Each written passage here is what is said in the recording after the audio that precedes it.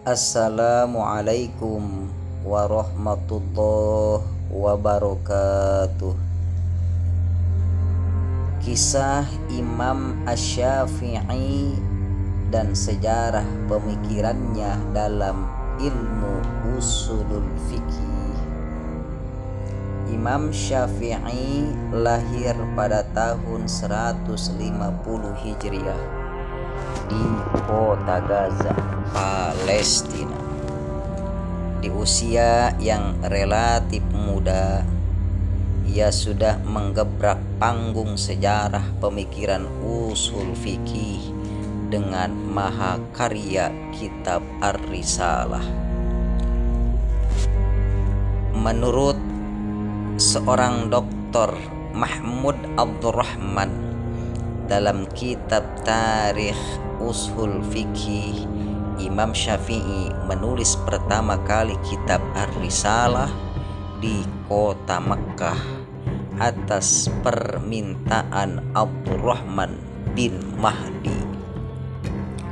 Saking kagumnya atas karya tersebut, Abdurrahman bin Mahdi berkata, "Aku tak akan pernah sholat kecuali di dalamnya aku akan selalu mendoakan Asy-Syafi'i. Sungguh ia adalah pemuda yang sangat jenius." Di dalam kitab Manaqib Asy-Syafi'i, ia menjelaskan bahwa Imam Syafi'i menulis kitab Ar-Risalah di kota Baghdad, kemudian menulis ulang kitab Ar-Risalah setibanya di negeri Mesir. Menurutnya, keduanya kitab Ar-Risalah yang ditulis di kota Baghdad dan yang ditulis di negeri Mesir memiliki cakupan penjelasan ilmu yang luas. Fakhr Ar-Razi juga berpendapat dalam kitab Manaqib Asy-Syafi'i, para ulama sebelum datangnya Imam Asy-Syafi'i saling berdiskusi di dalam masalah-masalah usul fikih. Para ulama saling mengambil dalil dan saling silang pendapat, tetapi mereka tidak mempunyai rancangan peraturan yang bersifat menyeluruh yang bisa dipakai sebagai tendensi di dalam mendalami dalil-dalil syariat Islam. Begitu juga para ulama belum mempunyai tatanan baku dalam bersilang pendapat dan bertarjih dalil-dalil syariat yang ada. Kemudian tampillah Imam Syafi'i dengan pemikirannya dalam ilmu usul fikih. Imam Syafi'i lah yang meletakkan peraturan yang bersifat menyeluruh guna mendalami dalil-dalil syariat di hadapan khalayak ramai, sehingga menjadi kukuhlah penisbatan kejeniusan Imam Syafi'i di dalam ilmu syara' seperti halnya penisbatan kejeniusan Aristoteles di dalam ilmu logika.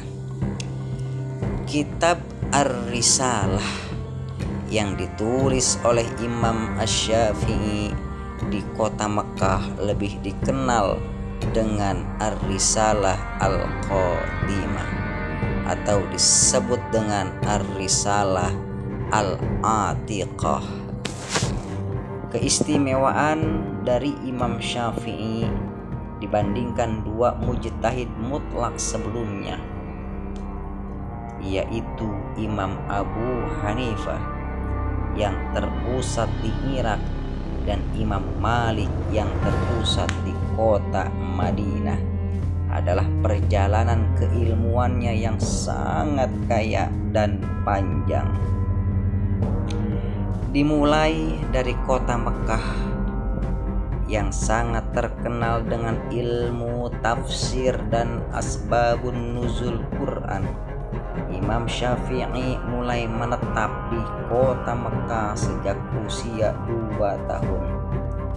Imam Syafi'i telah menyelesaikan hafalan Al-Quran sebelum usianya genap menginjak umur 7 tahun. Di kota Mekah, Imam Syafi'i menimba ilmu kepada Syekh Muslim bin Khalid Az-Zanji. Kemudian di usia 13 tahun, Imam Syafi'i mulai mengembara ke kota Madinah yang terkenal dengan gudangnya ulama ahli hadis. Di kota Madinah inilah Imam Syafi'i menimba ilmu kepada Imam Malik bin Anas.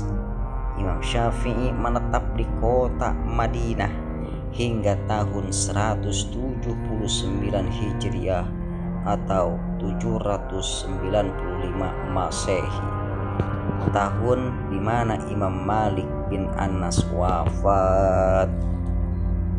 Di kota Mekah dan Madinah inilah Imam Syafi'i bertemu dengan pakar ahli hadis, ahli tafsir, dan ahli fikih yang mumpuni di bidangnya. Imam Syafi'i mampu menyerap semua ilmu itu dengan baik. Hingga di fase ini Imam Syafi'i mendapatkan derajat mumpuni dalam bidang fatwa, baik di bidang fikih maupun bidang hadis. Selama menimba ilmu agama, Imam Syafi'i juga belajar gramatika bahasa Arab ke pelosok-pelosok pedalaman Jazirah Arab. Diriwayatkan Imam Syafi'i pernah menetap lama di perkampungan Bani Fuzail. Di fase inilah Imam Syafi'i mendapatkan penguasaan gramatika bahasa Arab yang fasih dan baik, yang di kemudian hari sangat menunjangnya dalam memahami tata bahasa Al-Quran dan tata bahasa hadis. Imam Syafi'i juga sempat menjadi pegawai pemerintahan di daerah Najran setelah wafatnya Imam Malik. Kemudian Imam Syafi'i menetap sekitar 9 tahun di kota Mekah. Kemungkinan besar dalam periode sekitar 9 tahun menetap di kota Mekah inilah Imam Syafi'i mengarang kitab Ar-Risalah. Pengembaraan Imam Syafi'i berlanjut ke kota Baghdad pada tahun 195 Hijriah atau 810 Masehi. Di fase inilah Imam Syafi'i menemukan banyak penyesuaian. Imam Syafi'i mampu menyelaraskan dengan baik pemikiran ahlu naqli, ulama yang banyak bersandar pada teks agama, yang didapatkan di kota Madinah di bawah asuhan Imam Malik, dengan pemikiran ahlu ra'yi, ulama yang banyak bersandar pada akal, yang didapatkan di bawah asuhan Imam Muhammad bin Al-Hasan, murid dari Imam Abu Hanifah di kota Baghdad. Di kota Baghdad inilah Imam Syafi'i memiliki beberapa murid.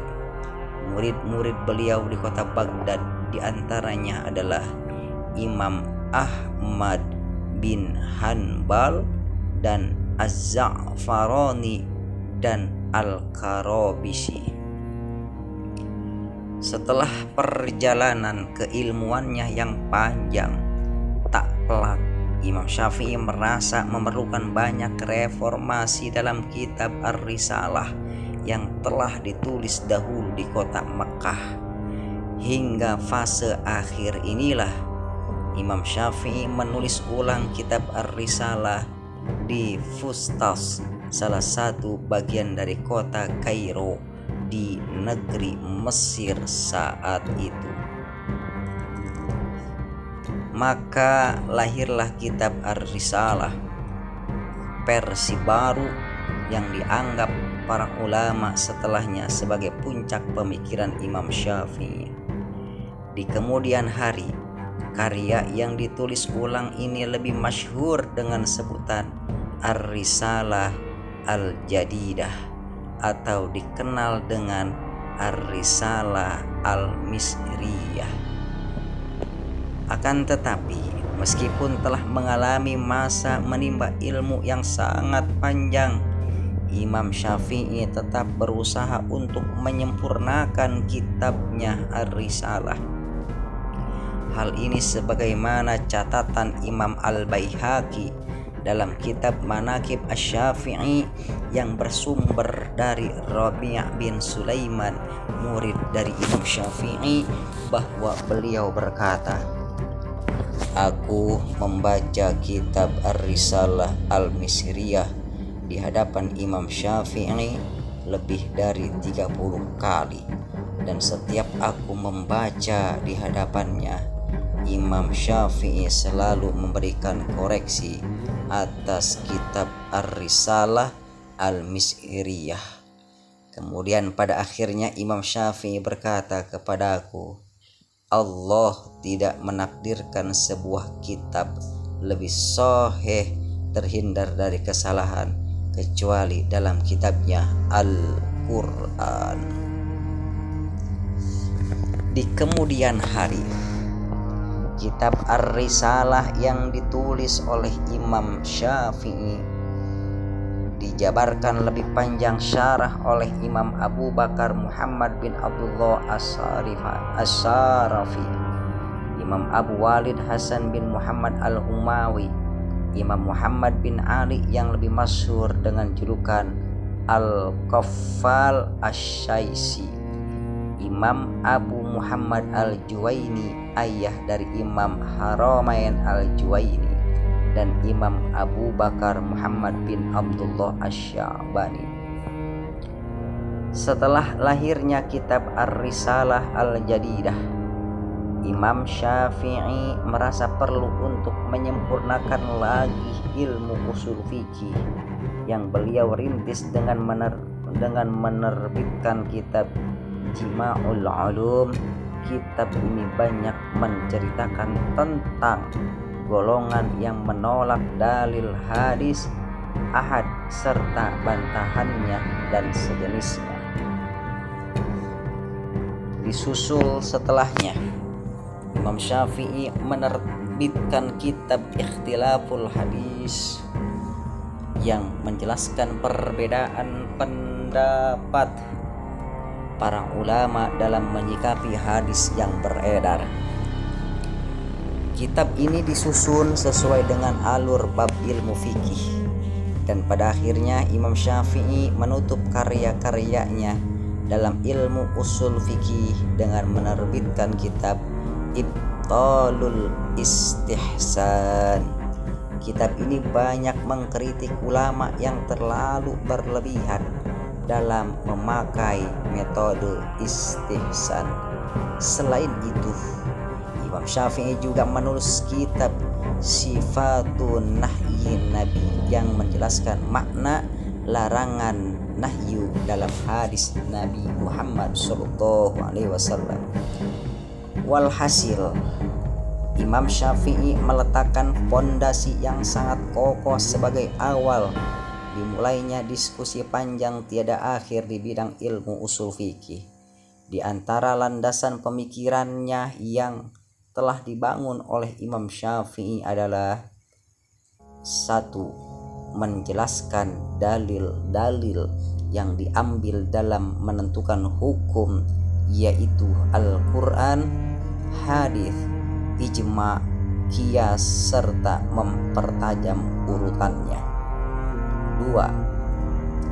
Memperkuat hujjah hadits secara umum dan mengukuhkan hujjah hadits ahad secara khusus, serta menerangkan tentang tidak adanya pertentangan secara nyata baik antara Al-Quran dan hadits maupun antara satu hadis dengan hadis lainnya sebagai sumber dalil.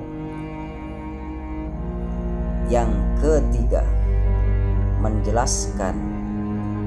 Yang ketiga yaitu adalah menjelaskan. Menjelaskan tentang apa? Yaitu adalah menjelaskan kewajiban mengikuti jalan orang-orang beriman atau sering disebut ijma' ulama.